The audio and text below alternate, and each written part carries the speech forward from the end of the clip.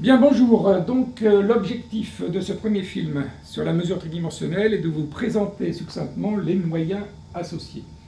Nous avons, nous, à l'ENSAM de Bordeaux, une machine, marque Wenzel, marque allemande, équipée d'un logiciel Quartis. Les deux appartiennent à la même société qui construit l'ensemble des moyens, et ce qui est assez remarquable. Une machine à mesure tridimensionnelle est constituée d'une partie opérative, puis ensuite d'une partie de traitement et de commande. La partie opérative, tout d'abord. Vous avez 3 déplacements orthogonaux que vous pouvez commander à l'aide d'un joystick, suivant X, Y et Z. Puis, à l'extrémité de l'axe Z, la machine est équipée d'un palpeur. Le palpeur est, pour les configurations les plus classiques, constitué d'une tige et à l'extrémité d'une bille qui, la bille étant sphérique, nous donne une constante palpeur identique dans tout le volume de déplacement et donc permet un traitement plus aisé des mesures. Ceci dit, il existe d'autres configurations palpeur plus complexes. Ce ne sera pas l'objet de notre présentation d'aujourd'hui. Revenons maintenant à la partie déplacement. Chaque déplacement de la machine est équipé d'un système de mesure, et ce système de mesure existe donc sur l'axe X, sur l'axe Y et sur l'axe Z. Mais également, les déplacements sont pilotés par des moteurs et guidés à l'aide d'un système aérostatique, qui permet d'optimiser les épaisseurs d'air et de garantir une qualité de déplacement assez grande. Sur la partie palpeur maintenant, la chose importante qu'il faut aborder, c'est la calibration des palpeurs. Pour calibrer un palpeur, il va falloir définir le positionnement du centre bille dans le référentiel de la machine et également le rayon apparent de la bille. Pour cela, on utilise une sphère de référence qui a une position bien déterminée sur la machine et qui est étalonnée, dont on connaît donc de manière très bonne le diamètre. Et en venant palper cette sphère à l'aide du palpeur, on va pouvoir déterminer les constantes du palpeur. Le palpeur n'est pas suffisant pour contrôler n'importe quelle géométrie de pièce, parce qu'il va falloir accéder à l'aide de la bille aux surfaces qui nous intéressent pour pouvoir aller relever des points sur ces surfaces.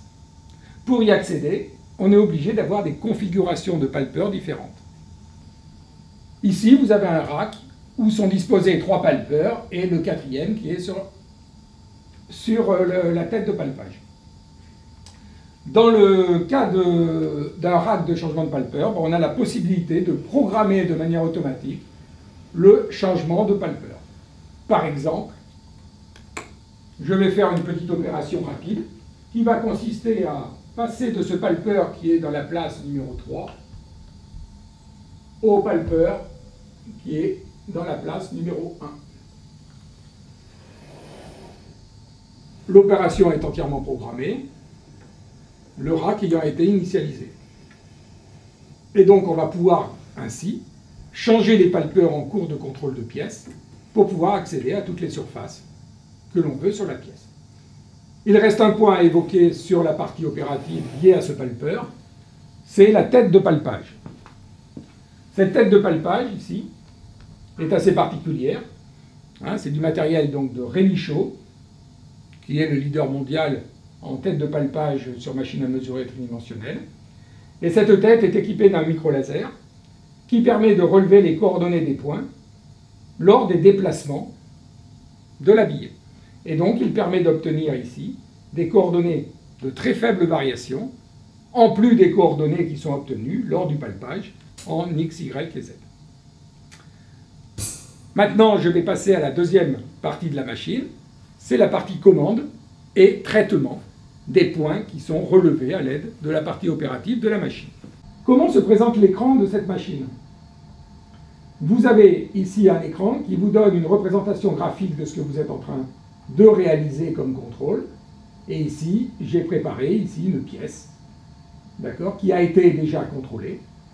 D'accord. Et donc, on va retrouver toutes les surfaces palpées palpées sur la pièce, pardon, à partir des points palpés, nous le verrons après.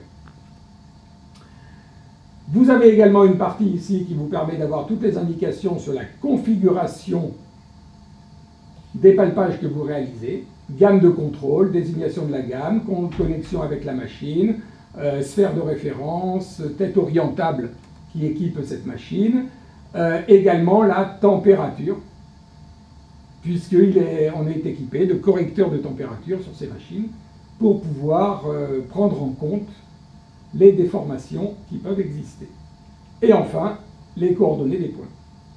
Et vous avez la base de données qui permet de donner toutes les informations que l'on a lors d'un programme de contrôle, par exemple le programme, ici, les graphiques, les mesures et les caractéristiques qui auront été vérifiées sur la pièce.